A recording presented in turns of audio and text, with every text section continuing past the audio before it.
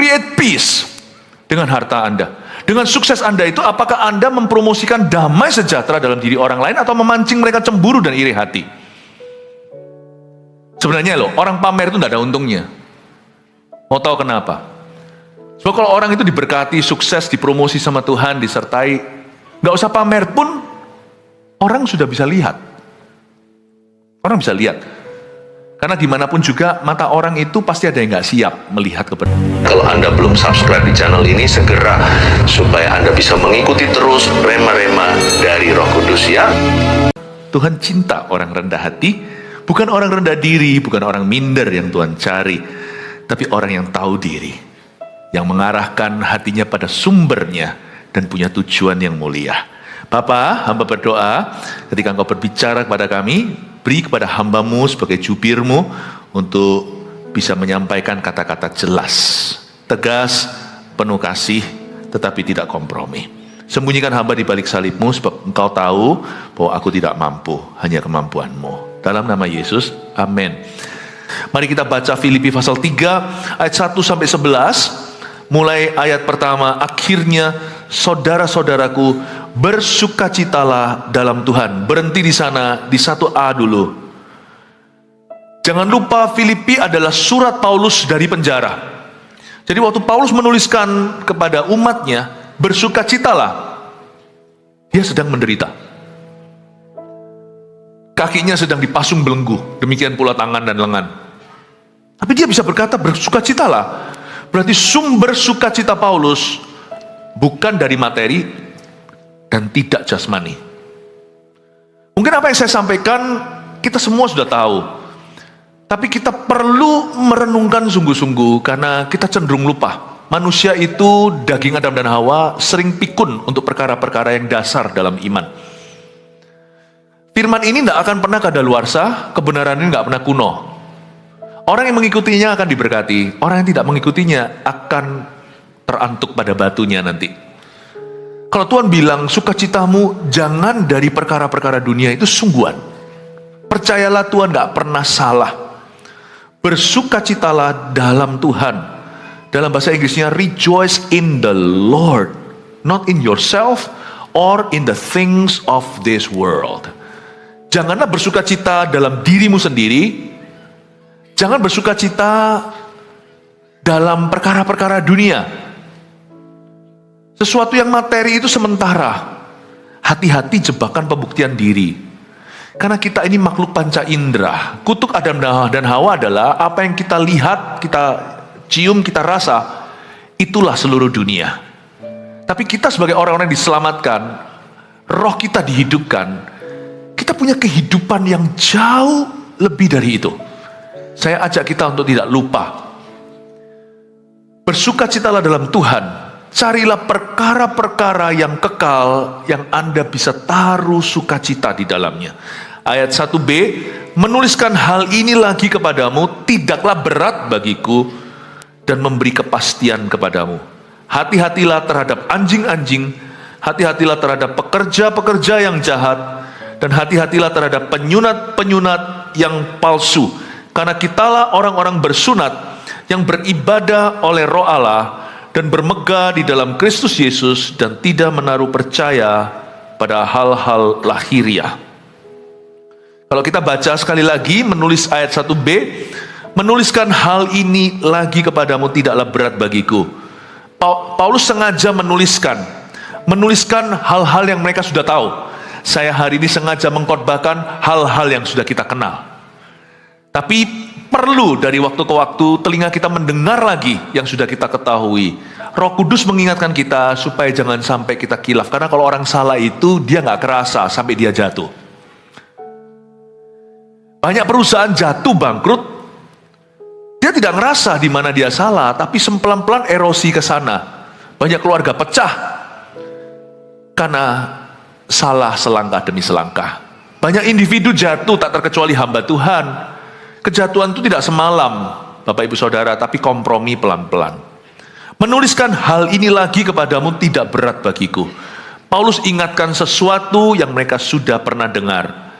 Tuhan itu begitu baik. Salah satu sifat Tuhan itu lemah lembut. Makanya ada kata seperti ini dalam bahasa Inggrisnya, gentle reminder. Tuhan itu selalu menjadi gentle reminder kita. Dia selalu mengingatkan kita, mengingatkan dengan lemah lembut. Tuhan tidak pernah menuduh, mendakwa. Tapi Tuhan mengingatkan kita hari ini, again and again, that you need not prove yourself to anyone, bahwa kita tidak perlu jatuh dalam jebakan pembuktian diri. Ngapain kita membuktikan diri kepada orang lain?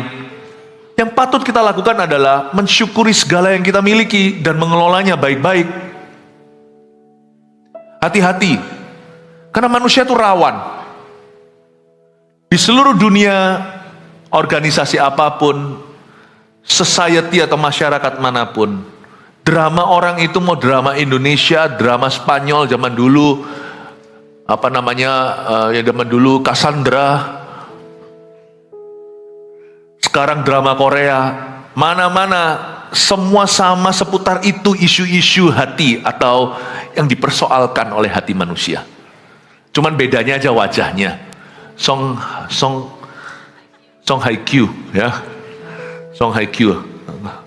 Kalau kelihatan orang yang kayak Song Hye tadi, orang ini yang ngaku-ngaku kayak Song Hye Kyo, kita hanya bisa komentar. Kalau orangnya gaya gitu, bukan Song Hye Kyo, Song Haya.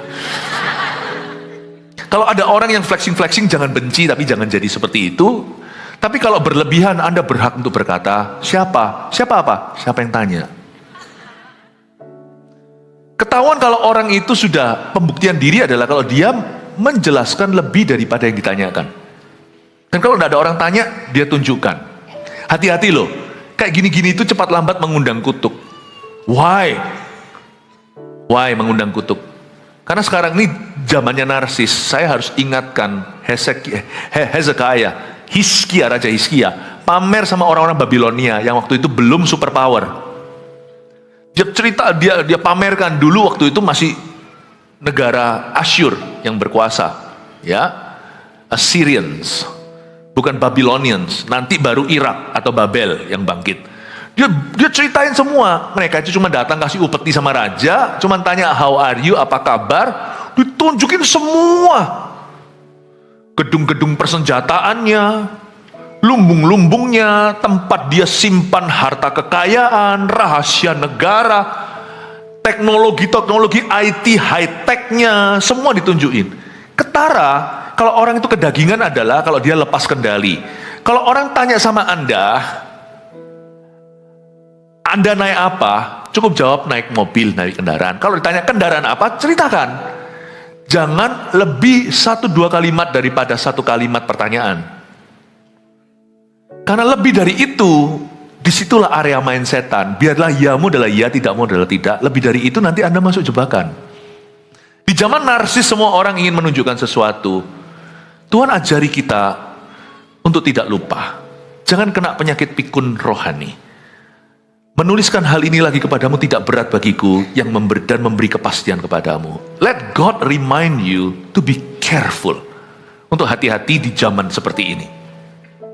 Ya, cuman ya, gak usah marah dengan orang yang begitu. Tadi satu contoh waktu dalam drama, sama-sama salah. Yang ngaku seperti Song Hye Kyo tadi itu, dengan yang makan nasi bungkus, tapi marah-marah. Yang satu sombong, yang satu minder. Saya lebih suka tadi, yang satunya lagi yang diperankan oleh laki-laki, cuek aja dia, dikira tisu basah. Nikmati whatever on your level. Orang yang tahu kalau itu masker silakan, nggak tahu ya pakai aja untuk lap meja. Just enjoy your level gitu loh. Dengan pengetahuan terbatas, kalau ternyata itu bukan lap meja, ya sudah belajarlah sesuatu yang baru, berkembanglah dalam pengetahuan. Jadi orang itu chill aja, nyantai aja. Gak usah marah kalau lihat orang sukses, gak usah gaya kalau lihat orang belum sesukses Anda. Kalau Anda bisa seperti itu, Anda bisa melayani semua orang, Anda bisa memimpin semua orang. Hati-hati dengan jebakan pembuktian diri. Gak usah marah juga dengan orang yang begitu. Kalau marah berarti kita iri, sungguhan. Orang yang bisa marah, lihat orang flexing gitu dan dia bisa, wah gimana. Itu nanti kalau dia sendiri sekaya itu dia juga flexing. Sama. Mentang-mentang aja sekarang dia belum gitu. Coba lihat anak kecil ya, anak kecil itu punya satu Anak kecil itu lucu, tapi di dalam diri seorang anak kecil yang lugu itu tersimpan rekam jejak Adam dan Hawa, daging kita. Lihat anak kecil, kalau lihat temennya makan donat atau makan sesuatu yang enak itu, gitu aja, aku penuh, dia ngomel kan? Itu dia kepingin. Betul nggak? Kalau Anda lihat anak gitu, itu lucu memang. Tapi itu menjadi PR bagi Anda, nggak usah overreaktif. Nggak usah kita overreaksi dan berlebihan lalu marahi anak, dia nggak salah apa-apa. Tapi kita lihat sebuah sifat dalam dirinya. Anak kita itu gampang terpengaruh.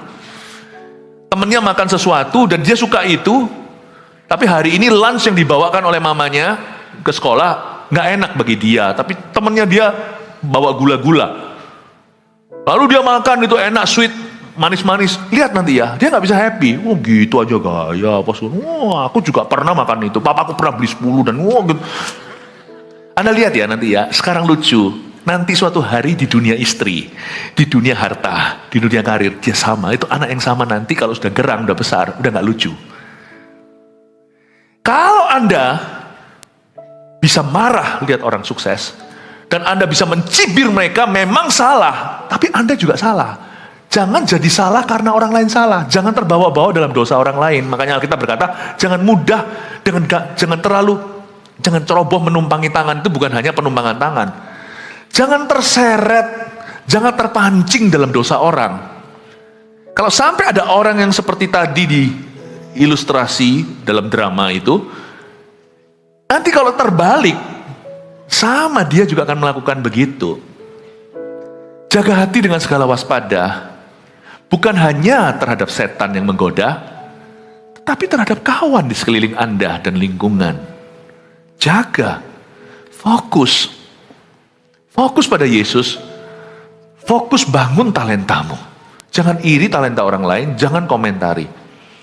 Hati-hati jebakan pembuktian diri, karena saya hari ini ingin mengajarkan firman dengan cara yang praktis. Saya bedah hati, supaya kita semua itu semakin dewasa. Ini firman buat kita semua, termasuk buat saya. Menuliskan hal ini lagi kepadamu tidaklah berat bagiku, dan memberi kepastian kepadamu. Hati-hatilah terhadap anjing-anjing, hati-hatilah terhadap pekerja-pekerja yang jahat. Kasar banget nih ayat. Siapa anjing-anjing di sini? Konteksnya begini.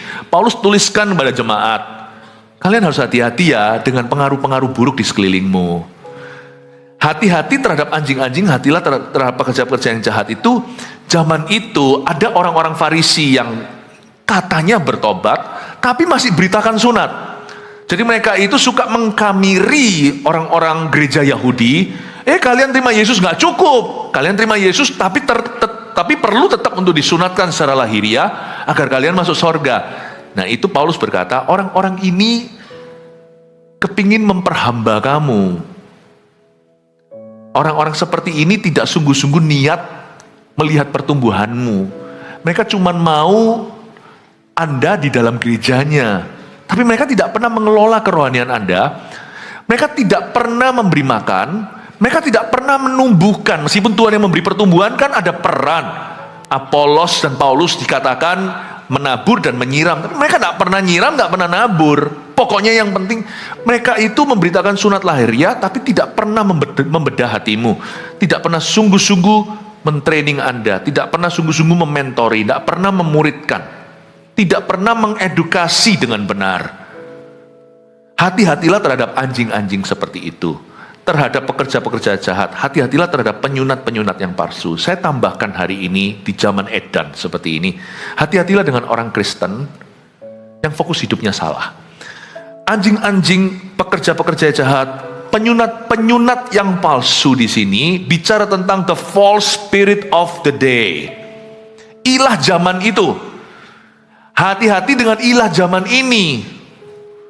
Hati-hati dengan false spirit, dengan roh yang salah.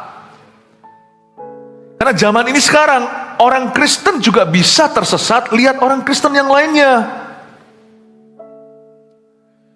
Orang Kristen lihat orang Kristen lainnya. Be careful, hati-hati dengan false spirit, dengan roh yang salah.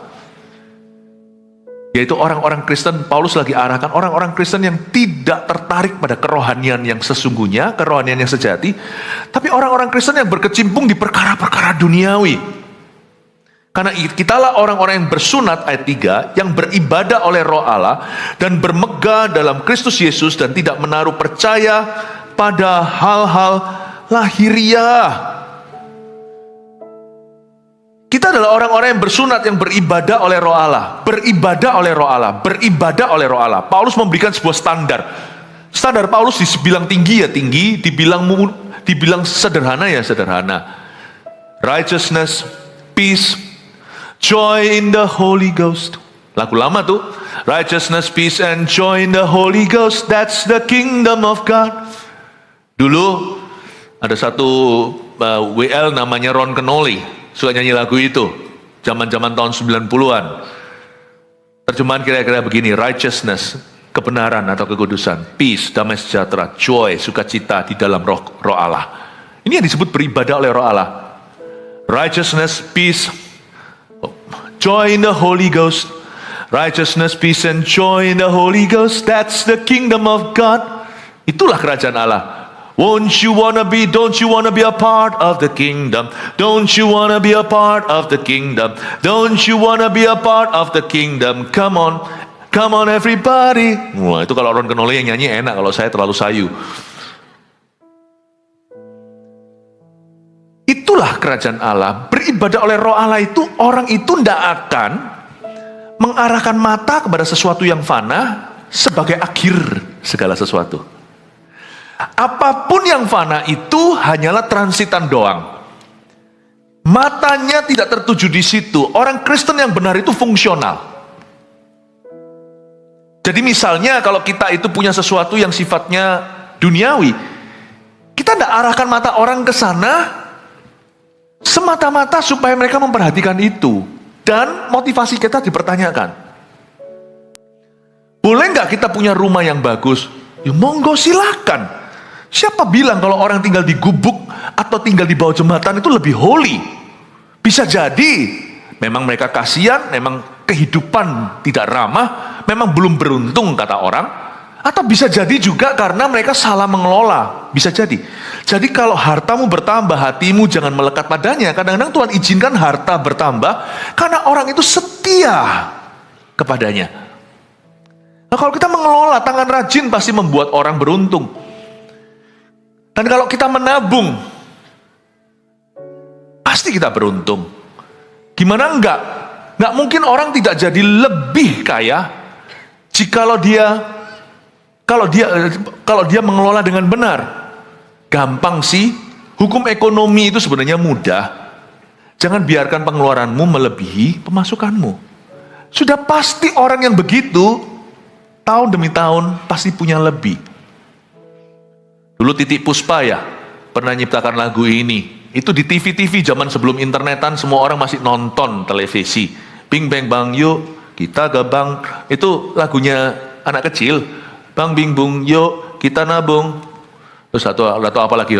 Nah, jangan dihitung, tahu-tahu nanti kita dapat untung. Itu pesan baik buat orang-orang Indonesia. Jangan kita itu invest di sesuatu yang kita belum mampu. Dan jangan iri kalau orang lain yang mengencangkan tali pinggangnya dan mengelola secara profesional, dia punya lebih di akhir tahun nanti. Jangan berkata kepada mereka hedon setelah 5 tahun. Jangan. Makanya itu kita diajari bahwa sebenarnya kalau kita setia dalam perkara kecil, kita bisa dipercaya dengan perkara besar. Nah, masalahnya adalah tidak semua berkat ketika diberikan itu jadi berkat. Nah, setelah orang diberi berkat, hartanya bertambah, hatinya melekat di sana dan mulai pamer dan sok-sokan. Di situ dia kehilangan visi dan tujuan. Karena orang Kristen yang benar itu fungsional. Dia tidak akan mengarahkan mata kepada sesuatu yang fana, tidak ada purpose-nya. Dan itu dipertanyakan. Kalau ujungnya hanya menyombongkan atau bermegah selain bermegah di luar Kristus. Makanya di Alkitab dikatakan di ayat 3, kita baca sekali lagi. Karena kitalah orang-orang yang bersunat, yang beribadah oleh Roh Allah. Roh Kudus itu nggak begitu. Roh Kudus itu nggak pernah iseng. Roh Kudus itu nggak pernah abu-abu motivasinya. Roh Kudus itu selalu jelas dan tegas dalam setiap langkahnya. Setiap perbuatan, perkataan itu terang benderang. Righteousness, peace, joy in the Holy Ghost menjadi standar hidupku juga. Righteousness, What righteousness does it do in my life? Kalau saya diberkati dengan ini, kekudusan apa yang dinyatakan dalam hidup saya dengan benda ini? Bukan berarti semua harus dipakai untuk ministry. Siapa bilang? Enggak. Tapi apakah saya menjadi lebih bersyukur kepada Tuhan? Apakah saya menjadi orang yang lebih terbeban, lebih peka dengan orang lain, tidak selalu berujung pada pemberian? Tuhan tidak pernah suruh kalau kita punya kekayaan jual semuanya. Berikan pada orang miskin, itu cuma kepada satu orang aja. Di seluruh Alkitab Tuhan bilang begitu. Itu pasti Tuhan punya dealing sendiri. Tuhan pasti punya urusan sendiri dengan orang kaya yang muda itu. Jangan pakai sesuatu yang merupakan sekali kejadian menjadi sebuah doktrin bagi semua orang. Karena itu bukan doktrin keselamatan. Itu bicara tentang Tuhan, karya Tuhan yang sangat spesifik kepada seseorang. Tuhan tidak pernah suruh. Kalau kita suruh sungguhan semua kita jual, namanya harta duniawi itu semuanya jelek, semuanya jahat. Memiliki hal-hal itu adalah dosa. Mendingan kita semua pakai koteka. Buktinya Anda masih pegang HP. Di Indonesia ini semua orang punya HP. Mau di desa manapun juga ada HP banyak. Pemakai internet salah satu terbanyak di seluruh dunia. TikTok apa semuanya kan di mana? Instagram, Facebook, wah. Sebenarnya kita hanya bisa menuduh orang yang di atas. Kamu punya lebih, kamu harus kasih semuanya. Nah kamu punya kurang kok gak kasih semua.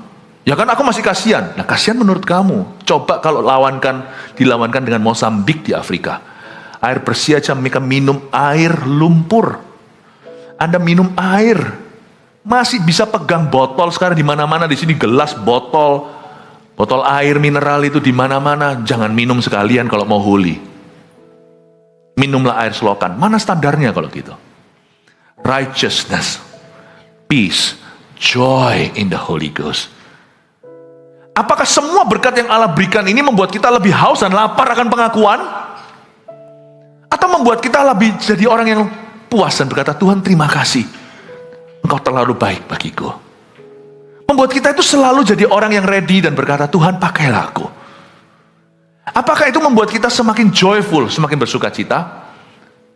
Apakah membuat kita jadi orang yang merasa cukup dan bersyukur dengan keadaan kita? Apa membuat kita lebih rajin melayani sesama kita? Apakah membuat kita jadi lebih rajin berdoa? Apa membuat kita jadi lebih otomatis kalau ada orang punya kebutuhan, gak tentu soal keuangan ya. Hati-hati dengan orang kalau diberkati Tuhan secara keuangan lalu selalu dilabel bahwa orang itu donatur. Saya paling gak suka dengan yang gitu. Anda akan terkejut dalam kerajaan Allah. Allah tidak hanya memakai orang kaya, Allah memakai juga seorang janda yang memberi 2 peser uangnya. Kerajaan Allah tidak pernah dibangun di atas muka bumi ini atas dasar orang kaya atau orang miskin, tapi orang yang murah hatinya. Nah kalau semuanya Anda misalnya diberkati dengan berkat lebih, apakah itu membuat Anda jadi lebih otomatis kalau lihat kebutuhan orang lain? Apakah sukses kita promosi misalnya seperti tadi itu promosi orangnya, kalau beneran nih bukan karena pinjam online tadi ya kan, kalau beneran dia itu mengalami promosi dalam dunia kerjanya sekarang jadi general manager, apakah membuat Anda itu jadi lebih tidak dapat didekati, lebih eksklusif? Eksklusif sih perlu. Bayangin kalau posisi presiden tidak eksklusif, gampang assassination, gampang dibunuh. Wah, egois kalau presiden membiarkan dirinya rawan. Kalau dia mati, itu goyang satu negara. Jadi mau tidak mau harus ada pas pampres. Setiap pekerjaan, setiap profesi, setiap kedudukan, setiap promosi itu selalu ada suatu batas-batas yang diperhatikan. Tapi pertanyaannya, setelah Anda menjadi general manager misalnya, itu membuat Anda lebih gaya atau membuat kita jauh lebih peka? Karena kita ini super kamsyah, berterima kasih sama Tuhan. Rasa nggak layak aku ini diangkat. Kalau kelihatan orang susah itu kepingin bantu. Menolong itu tidak selalu soal donasi, tapi kita itu lebih ringan tangan mendoakan, atau kita lebih datang ke gereja, biar yang lain melayani. Kedudukan itu bolehlah kita dapat kedudukan, karena kedudukan itu kan tempat duduk. Tapi kedudukan itu apakah naik ke kepala kita jadi gaya? Jika membuat kita jadi lebih tidak bergerak, lebih tidak responsif dengan Tuhan dan dengan kebutuhan yang di sekeliling kita. Nah, disitulah kita akan tahu bahwa berkat itu tidak menjadi righteousness in your life. Berkat itu tidak menjadi kebenaran dalam hidupmu. Tidak menjadi peace, damai. Menjadi joy. Meskipun tadi ini fiktif ya ceritanya, tapi ini bagus untuk mengingatkan kita. Tahukah ketika kita flexing dan pamer, itu sebenarnya kita sedang mencobai orang lain. Ada dua macam orang. Kalau Anda ketemu orang yang dewasa rohani, nggak masalah sih. Komentar pun kagak. Oh iya. Kalau terlalu keterlaluan, biasanya orang akan tanya, siapa yang tanya. Tapi nggak enak, lu jangan ngomong gitu. Jangan bilang Pastor Philip yang suruh, nanti berantem semuanya nanti. Orang tersinggung juga bisa kan. Jangan, diam aja lah. Alihkan pembicaraan. Tapi kalau semuanya Anda, mau ngomong apa sih? Jadi lupa. Nanti dah pasti ingat ya. Righteousness, peace, and joy. Apakah berkat itu menjadikan kita lebih peace nggak itu loh? Dicobai. Kita itu kalau ketemu sama orang yang dewasa sih nggak masalah sih, aman-aman. Yang berdosa cuma satu, berdosa halus itu, bocor halus kekudusan. Itu namanya kudus bocor halus itu di situ. Kalau ketemu orang dewasa nggak apa-apa, nggak kena. Anda nggak memancing siapa-siapa. Tapi ketemu orang yang nggak dewasa, Anda nggak bahaya. Orang itu dalam bahaya. Anda menjerumuskan orang itu pada satu dosa, itu dosa Kain. Kita iming-iming, jangan imingi orang kecuali Anda rela berikan itu. Kalau Anda imingi mobil Anda, siap nggak kasih kuncinya ke dia? Kalau nggak, jangan iming. Pakai aja mobilnya untuk jemput dia ke gereja. Kalau nggak pakai untuk jemput gereja, diam-diam aja nikmati dengan keluargamu. Wong Anda punya itu lumrah-lumrah, halal-halal dari hasil kerjamu kok. Ya kan? Nggak ada mobil yang lebih suci, nggak ada. Lebih bagus itu salah, lebih jelek itu kasihan, nggak ada. Setiap orang punya berkatnya sendiri-sendiri. Simpanlah berkatmu, nikmati dengan keluargamu. Apa yang Tuhan berikan kepadamu, Tuhan nggak minta itu kok. Itu dari Tuhan kok. Segala sesuatu yang kau miliki itu untuk kau syukuri dan nikmati. Amin. Asal saya tahu dalam keluarga saya tidak layani mamon, tapi Tuhan Yesus yang saya layani. Selalu God first dan people, selalu Tuhan dulu, lalu manusia, baru setelah itu uang, harta, benda. Kalau saya tahu, saya bisa menikmati. Mau ekonomi kelas, bisnis kelas. Yang ekonomi kelas tidak bisa berkata bisnis kelas gaya. Kalau kita nggak mau gaya sungguhan, mari kita berenang Selat Sunda. Naik pesawat aja sudah gimana. Saya sebenarnya kita jangan sampai terpancing ke gitu-gituan. Karena di dalam kerajaan Allah tidak ada kapitalis, tidak ada komunis. Kebudayaan kerajaan sorga itu adalah righteousness, peace, and joy in the Holy Ghost. Do you create peace dengan harta Anda? Dengan sukses Anda itu, apakah Anda mempromosikan damai sejahtera dalam diri orang lain atau memancing mereka cemburu dan iri hati? Sebenarnya loh, orang pamer itu tidak ada untungnya. Mau tahu kenapa? Sebab kalau orang itu diberkati, sukses, dipromosi sama Tuhan, disertai, nggak usah pamer pun, orang sudah bisa lihat. Orang bisa lihat. Karena gimana pun juga, mata orang itu pasti ada yang nggak siap melihat keberhasilan Anda. Tapi pamer itu tidak ada untungnya. Kenapa? Kalau kita pamer sama satu orang itu membuat orang itu harus milih dalam hatinya. Waktu dia lihat Anda berhasil begitu, tapi kalau ini hasil pamer ya, kalau dia lihat sendiri itu urusan dia dengan Tuhan. Tapi kalau karena kita pamer, maka itu urusan kita di hadapan Tuhan. Nah, orang itu akan berpikir seperti ini dalam hatinya. Dia harus memilih untuk dia. Tidak, aku tidak lihat ini. Mungkin dia dalam kesulitan keuangan. Tidak, dalam nama Yesus. Aku tolak. Jadi terjadi peperangan rohani, nggak perlu. Anda membuang waktu orang itu. Atau kalau enggak, terpancing dia untuk minta pinjaman dari Anda. Orang itu jadi murahan. Karena Yesus berkata, anak-anakku, keturunan mereka nggak minta roti. Atau orang itu di dalam hati gaya, malah mengecammu di luar sana, gitu. Tapi senyumnya senyum kecut. Di dalam hatinya mereka mengutukimu, gitu aja gaya. Dan tidak ada orang akan mengagumi kita. Karena materi yang kita banggakan. Tidak akan ada. Sungguhan tidak akan ada orang bahagia untuk kita. Orang manusia, daging Adam dan Hawa itu baru bahagia kalau materi itu milik mereka. Jadi dengan kita menceritakan sesuatu yang bukan milik mereka, Mereka tidak akan memuliakan Anda. Ujungnya di dalam hati mereka mengecam dan mencibirmu. Itu cipta musuh di dalam jiwa. Coba ya saya tunjukkan bodohnya flexing. Sehingga kita hanya bisa membuat orang jadi iri, membuat orang jadi cemburu, dan membuat orang jatuh. Belum lagi kalau kita itu membanggakan sesuatu yang sifatnya duniawi, belum lagi musuh yang sungguhan. Hati-hati dirampok ya. Hati-hati didatangi dengan orang-orang yang akan minta sesuatu atau memerasmu. Saya dorong ya, kenapa saya harus mengajarkan ini kayaknya sesuatu yang tidak emergency banget. Ini tidak urgent, tapi important. Kalau saya selalu fokus khotbah saya melulu kepada yang urgent, Anda tidak akan tumbuh. Saya harus imbangi selalu dengan sesuatu yang penting, tapi tidak emergency atau tidak darurat. Tidak berubah pun nggak apa-apa, tapi saya mau gereja kita semuanya berjalan ke arah humility, bukan ke arah gaya. Hati-hati dengan jebakan pembuktian diri, karena di dalamnya terkandung hubungan yang salah dengan Tuhan dan tergantung sesuatu kekanak-kanakan dalam jiwanya. Saya berdoa supaya orang-orang Kristen di dalam gereja kita ini dimuridkan dengan benar oleh Roh Kudus, sehingga semuanya itu bertumbuh, merasa puas dan diam-diam bertumbuh dan berbuah. Yang penting kita berfungsi, yang penting kita berbuah. Hati-hati terhadap penyunat-penyunat yang palsu. Be careful dengan orang-orang Kristen yang tidak menunjukkan sesuatu yang betul. Kita harus beribadah oleh Roh Kudus, righteousness, menghasilkan peace dalam diri orang, joy, sukacita dalam Roh Kudus, dan tidak menaruh percaya pada hal-hal lahiriah. Coba katakan tidak menaruh percaya pada hal-hal lahiriah. Ini bukan suruh kita untuk pakai koteka. Sekalipun kita pakai koteka seperti di zaman batu pun, koteka pun tetap materi. Manusia tidak bisa hidup tanpa material. Udah itu aja, simple aja. Segala sesuatu di dunia ini material soalnya. Oksigen, udara, semuanya itu di alam semesta juga bentuknya jasmani. Jadi jangan anti, tapi jangan taruh percaya pada hal-hal lahiriah. Jangan menyombongkan diri atas materi.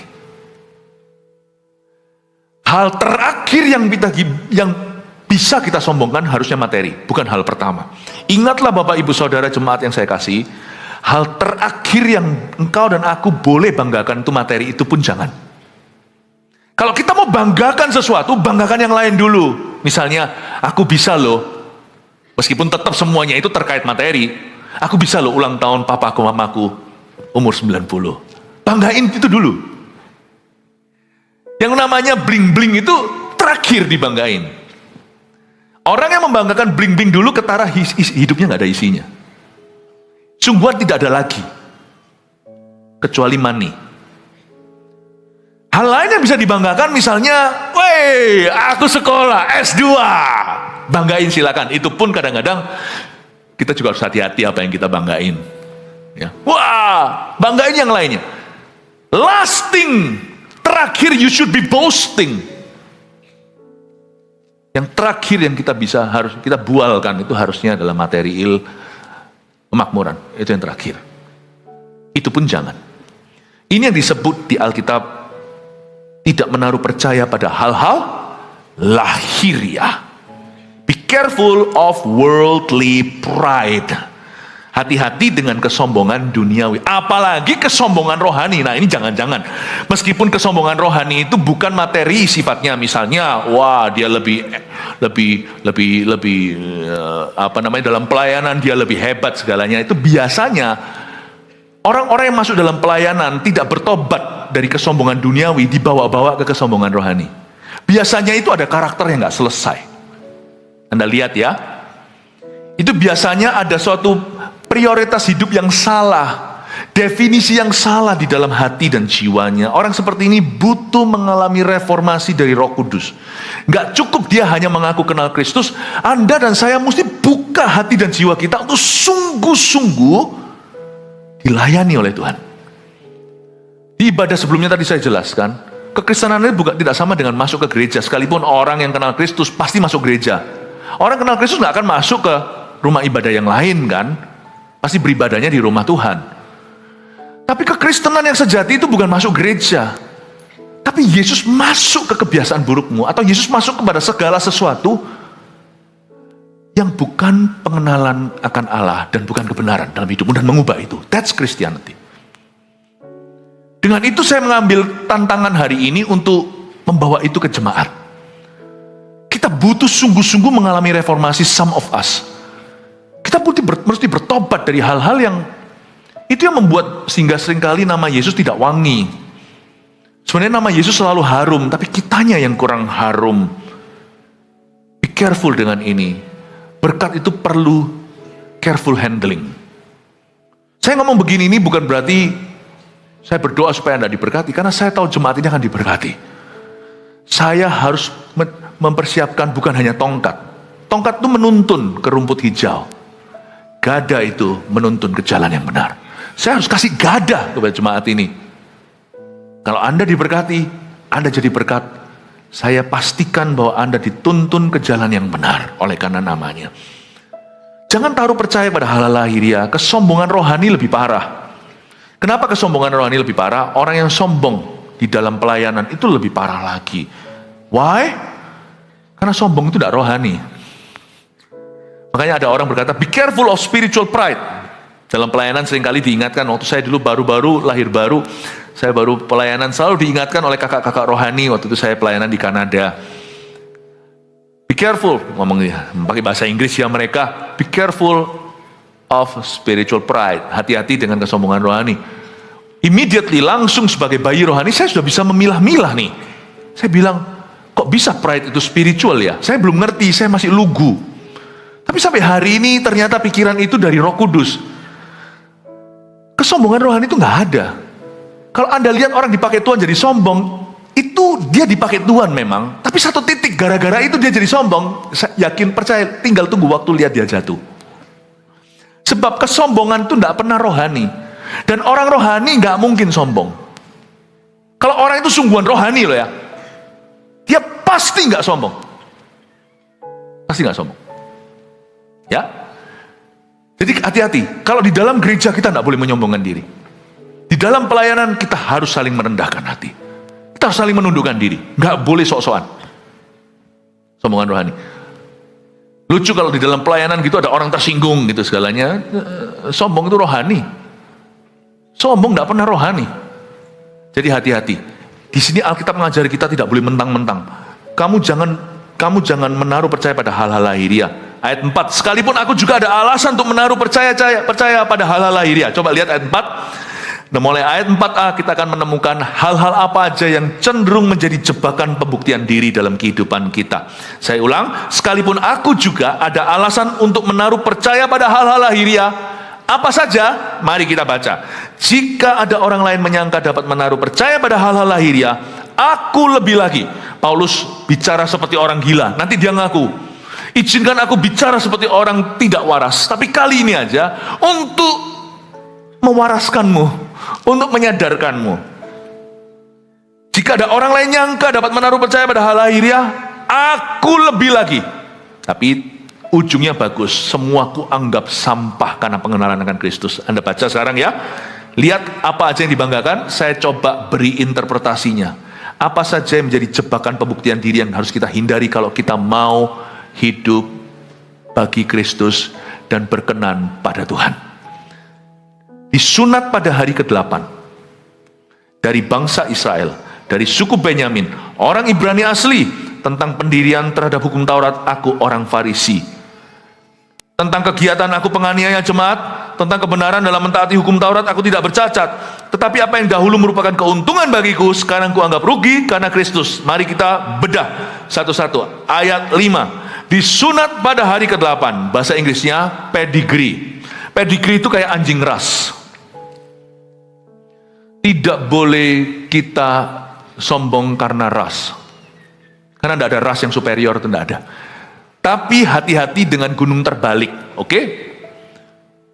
Gunung terbaliknya sombong itu namanya minder. Orang yang minder akan rasnya, orang itu nanti kalau berhasil, dia akan menganiaya ras lain dan menyombongkan diri. Aku disunat hari ke-8 itu pedigree. Aku second generation royalty. Orang Israel tahu yang disunat pada hari ke-8 itu orang Israel sejati. Dan mereka punya kebanggaan. Sebenarnya anak-anak Abraham, keturunan Abraham itu punya kebanggaan nasional.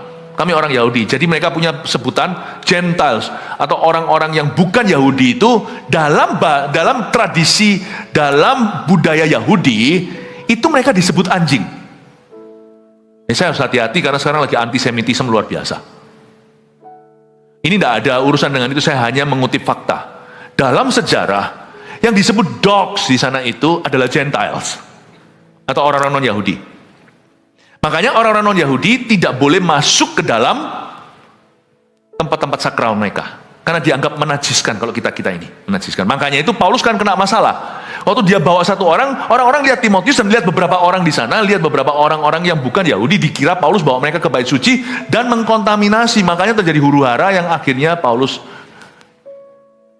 dikapalkan ke Roma. Anda tahu ya?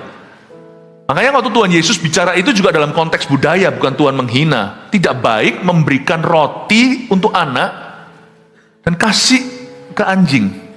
Aku dipanggil kepada bangsa-bangsa tersesat dari kaum Israel. Yesus bicara saat itu dalam budaya orang Israel sebagai seorang rabi. Tapi orang ini, Sirofenisia, yaitu orang Yunani, yang bukan Yahudi, dia berkata, anjing pun, maksudnya kami, makan dari remah roti. Di situ dia appeal naik banding, bicara kepada juru selamat bangsa-bangsa, mendahului waktunya sebelum Yesus meninggal dunia, mati di kayu salib untuk kita. Supaya Anda ngerti konteksnya. So we were called dogs. Dan ini Tuhan tidak berkenan ternyata. Paulus ini hari ke-8, kalau hari ke-8 itu beda. Kalau mereka baru disunat umur 20, itu kan generasi pertama yang dipanggil itu, zaman itu kan Yosua menyunatnya. Lalu habis itu Abraham ya, zaman Abraham sudah menyunatnya kan pertama kali. Kami ini udah lahir ke dalam di dalam ras ini. Jadi ada semacam perasaan superiority, perasaan lebih. Ras tidak boleh menjadi sumber masalah di dalam gereja, di dalam pelayanan. Ya boleh. Meskipun secara manusia, cross cultural anything atau segala sesuatu yang lintas budaya itu lebih susah, sungguhan lebih susah. Ya. Jangan jauh-jauh. Malaysia sama Indonesia aja, kalau menikah, sama-sama bisa bahasa Melayunya, tetap nanti akan ada perbedaan budaya. Bahkan secara ilmiah aja dibuktikan, status ekonomi, ras juga apalagi agama itu kalau beda dalam pernikahan itu ada tantangannya. Tapi janganlah hati itu membuat keputusan berdasarkan prejudisme atau diskriminasi. Sesungguhnya di atas muka bumi ini tidak ada ras yang superior, itu tidak ada. Jadi jangan sampai kita itu merendahkan orang karena orang itu beda sama kita. Amin Bapak Ibu Saudara. Dia berkata, aku disunat pada hari ke-8. Yahudi tulen nih. Kamu KW berapa? Wow. Ya. Karena saya tahu kebenaran ini, saya mau berdiri di hadapan bangsawan pun, saya tidak akan gentar. Sorry, kita sama-sama keringatannya kok. Jadi jangan minder. Orang minder nanti akan jatuh dalam pembuktian diri waktu dia diberkati. Hati-hati. Tapi juga jangan sombong. Lalu berikutnya, dari bangsa Israel. Dari bangsa Israel ini bicara tentang gua anak siapa? Aku anak Yakub. Kalau di sini Paulus mengatakan dari bangsa Israel, dia mengakui I'm son of Jacob.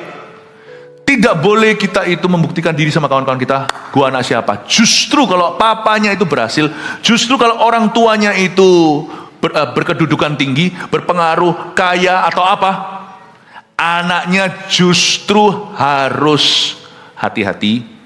Karena suksesnya itu sukses ayahmu, bukan suksesmu. Justru you have a big shoe to fill. Justru sepatunya papa itu gede sekali untuk kau isi. Sebuah kebodohan anak orang siapa, pejabat atau apa, berkata, lu gak tahu papa gua siapa. Dia menaruh posisinya di kurcaci, karena papanya dulu waktu diangkat gak begitu. Tuhan paling benci orang mentang-mentang, dan orang gitu akan ditinggal sama Roh Kudus karena dia tidak beribadah oleh Roh Allah. Hatinya penuh dengan kedagingan. Saya berharap ini menjadi suatu cara memberi kita inspirasi gimana caranya kita besarkan anak. Anak orang miskin lebih punya harapan kalau mereka itu dididik dengan benar. Tapi anak orang kaya kalau tidak dididik dengan kasar. Kasar itu bukan berarti pakai pukul. Nanti dia akan punya mentalitas miskin. Karena yang kaya papanya. Itulah sebabnya seorang anak yang punya kunci mobil sebelum punya SIM-nya. Ajari ya, jangan ngebut tabrak anak orang. Ajari dia. Itu mobil papa. Kunci balik ke aku. Kamu nyetir kilometer berapa? Jadi ingat nih maksud saya ya. Karena dia tidak bisa handle your wealth. Tidak bisa handle suksesmu. Karena untuk Anda sampai ke sukses itu pembentukan Allah dan hidup membentukmu. Dia langsung lahir di situ. Pedigree sunat hari ke-8. Keturunannya Yakub. Anda harus ajari gimana pegang pisau sebelum dia pegang samuraimu. Saya dorong di sini supaya tidak ada generasi berikutnya yang gaya karena papanya. Saya sarankan kalau Anda punya mobil yang bagus, di rumah ada 3 misalnya mobil, cari mobil yang paling merakyat, coba drop dia di depan sekolah. Kalau dia malu, pulang les privat denganmu. Anak-anak zaman dulu kan selalu drop di sini aja Pak, drop di sini. Drop di sini. Ya, maksud saya ajari, tolong dididik anaknya, karena pembuktian diri itu bahaya. Itu yang membuat banyak masalah. Dari suku Benyamin. Suku Benyamin di zaman bangsa Israel adalah suku elit. Mereka itu langka. Yang disebut dengan distinguished upper class. Jadi itu harus hati-hati juga. Orang Ibrani asli. Tentang pendirian terhadap hukum Taurat. Aku orang Farisi, garis bawahi aku orang Farisi. Zaman itu di zaman Paulus. Kalau orang berkata aku orang Farisi. Zaman sekarang nama mereka jadi busuk. Gara-gara di kitab Injil orang Farisi ahli Taurat disebut oleh Yohanes Pembaptis ular beludak. Tidak semua orang Farisi. Nikodemus pun orang Farisi. Tidak semua orang Farisi itu sebenarnya seperti itu. Tapi kata orang Farisi di sini itu tidak ada negatif sebenarnya. Kata orang Farisi di sini itu menunjukkan incredible achievements. Untuk seorang bisa jadi Farisi itu dia harus melalui strata yang banyak dan incredible achievement atau banyak pencapaian-pencapaiannya sebelum dia bisa disebut sebagai kaum elit itu. Bapak Ibu Saudara, jangan bahkan Tuhan menyuruh kita di sini lewat contoh-contoh Paulus. Jangan banggakan your achievement because you still keep achieving, you see. Jangan banggakan apa yang telah kau capai, karena Anda masih harus mencapai banyak hal di depan. Masih ada banyak hal, lebih banyak yang belum tercapai. Saya selalu ingatkan, semua kemuliaan yang pernah terjadi dalam kehidupan kita itu belum semuanya. Tuhan masih menyediakan kemuliaan yang lain. Lebih banyak yang belum kita capai daripada yang sudah kita capai. Karena itu, jangan berbangga sekarang. Lalu habis itu tentang kegiatan aku penganiaya jemaat. Tentang kebenaran dalam mentaati hukum Taurat, aku tidak bercacat. Garis bawah ini tentang kebenaran dalam mentaati hukum, aku nggak cacat. Bahkan Tuhan pun lewat cerita ini melarang kita membanggakan diri sebagai orang baik. Tentang dalam menjalani hukum Taurat, mentaatinya, aku tidak bercacat. Bahkan orang baik pun tidak boleh bangga, dia orang baik. Mau tahu kenapa? Orang baik yang mulai berbangga, aku ini orang baik, hati-hati besok dia jadi orang jahat. Karena orang baik itu belum mati, dia masih bisa jadi jahat. Amin Bapak Ibu Saudara. Jadi kita sekarang lihat flexing-flexing itu bisa terjadi dari loophole, dari lubang apa aja. Dari lubang gua anak siapa. Sesuatu yang belum milikmu, kita masih bocil atau masih bocah. Bisa masuk juga dari pencapaian. Wah, aku lebih hebat karena aku gitu. Tuhan selalu ingatkan saya, kalau kamu banggakan 1, aku tidak akan kasih kamu 10. Kalau kamu bangga 10, kamu tidak akan lihat 100. Kalau kamu bangga dengan 100, lupakan 1000. Kalau kamu bangga 1000, kapan 10.000-nya selama-lamanya kau tunggu? Kalau kamu 10.000, 100.000, kamu sudah bangga. Kamu tidak akan pernah melihat 1 juta itu terbit di depanmu. 1 juta manusia. Tuhan ingatkan saya, selama orang itu masih OTW, on the way, dan di bawahnya itu masih ada langit. Di atasnya maksudnya. Kalau di bawahnya langit lah, sombong lah. Kalau di atasnya masih langit, jangan Bapak Ibu Saudara. Flexing itu bisa masuk dari berbagai macam hal. Hati-hati dengan pembuktian diri ini. Ayat yang ke-7, tetapi apa yang dahulu merupakan keuntungan bagiku, sekarang kuanggap rugi karena Kristus. Malahan, segala sesuatu kuanggap rugi, karena pengenalan akan Kristus Yesus Tuhanku lebih mulia daripada semuanya. Oleh karena dialah aku telah melepaskan semuanya itu dan menganggapnya sampah supaya aku memperoleh Kristus. Kata sampah di sini nggak enak sebenarnya, makanya saya suka bahasa Indonesia itu santun sekali. Kata sampah di sini bahasa Inggrisnya dung, D-U-N-G, dung, yang artinya sorry ya, pupup. Tapi memang bahasa aslinya itu sebenarnya bahasa Yunani. Perjanjian Baru pakai bahasa Yunani kuno. Semua aku anggap pupup, kotoran, supaya aku memperoleh Kristus. Ini bukan berarti kita buang itu, bukan. Kita melihat diri kita sebagai pengelola, bukan pemiliknya. Sukses, nama, keberhasilan, harta, kedudukan, pengaruh, semuanya itu kita hanyalah pengelola. Kita harus agree ini kalau kita Kristen. Kita harus setuju. Dan kita harus mulai dengan page halaman ini untuk masuk ke halaman berikutnya. Kalau kita mau masuk ke dalam website berkatnya Tuhan, selalu dimulai dengan homepage-nya ini dulu. Lumayan, sekarang saya mulai bicara teknologi. Harus masuk ke sini. Halamannya sama. Kita berakhir beda, tetapi halamannya sama. Halaman pertama selalu sama. Harus mulai dari sana. Karena itu hati-hati dengan power syndrome. Sindrom kuasa itu sangat bahaya. Kita semua mesti harus waspada dengan itu. Tidak ada power syndrome, tidak akan ada post power syndrome. Ini yang membuat banyak regenerasi di berbagai company, organisasi, bahkan gereja dan mancanegara gagal total karena sindrom post power atau sindrom setelah berkuasa. Itu harus hati-hati. Saya pun belum sampai ke titik itu. Makanya hari ini semua firman harus kita terapkan dan kita rendah hati menghadapi ini. Post power syndrome. Sebenarnya power syndrome itu harganya mahal. Kalau kita punya sindrom kuasa ya, kita harus selalu jadi yang the best, the richest, paling hebat, the greatest, yang terbesar. Kalau itu ambisi kita, mikir ulang. Karena siapapun jadi market leader itu akan ditembak. Siapapun jadi trendsetter itu akan punya musuh luar dalam kiri kanan. 1000 rebah, 10.000 di sebelah kiri, 1000 di sebelah satunya. Satu sisi, 10.000 di sisi satunya lagi. Itu hanya bagi orang yang menang perang. Sebab orang yang kalah akan sepi, tidak akan ada 1000 bahkan di sebelah sisi. Sindrom power syndrome itu kelihatannya di dalam diri kita itu ada suatu keinginan, dorongan, ambisi untuk menjadi yang the best, terbaik, yang paling dipuji, yang paling tersohor. Jadi pemimpin, tapi tahukah Anda bahwa ada harga yang dibayar dengan semuanya itu? Kadang-kadang saya mikir di ibadah tadi saya ada ceritakan, kadang-kadang menjadi juara 2 itu ya oke loh, menjadi runner up juga oke. Dia nangis sebentar. Coba Anda kalau lihat itu yang idol-idol apa itu zaman dulu kan terkenal. Yang menang itu nggak tentu nanti yang paling berhasil karirnya. Kalau dia tidak bisa mengelola dirinya. Kadang-kadang dia nangis, nggak masuk di semifinal, perempatan lewat. Dia nggak masuk ke dalam finalnya, atau final kalah, dia nangis, tapi dia yang dapat record deal. Dia yang dapat deal, tanda tangan sama mana, tanda tangan sama apa, recording albumnya, misalnya. Nggak tentu. Kalau bisa juara 1, kenapa juara 2? Terkutuklah orang yang sudah berada di dalam pentas perlombaan seperti itu, apalagi yang sudah platform internasional, lalu habis itu dia sengaja mencongkan supaya dia jadi runner up. Lalu dia jadi juara 2 secara sengaja. Loh, kok bisa jadi juara 1, kenapa harus juara 2? Orang kan harus memberi terbaik, apalagi kita orang Kristen harus tahu itu nafas hidup kita. Giving my best to God.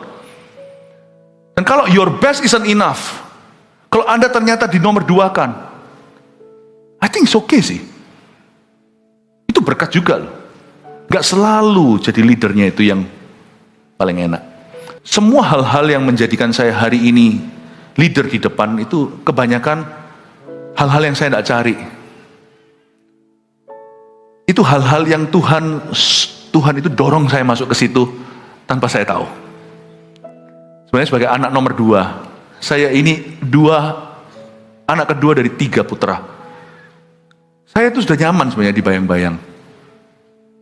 Tapi saya itu kalau bahasa Jakartanya dijorokkan, kalau bahasa Surabayanya dijongkrak, no.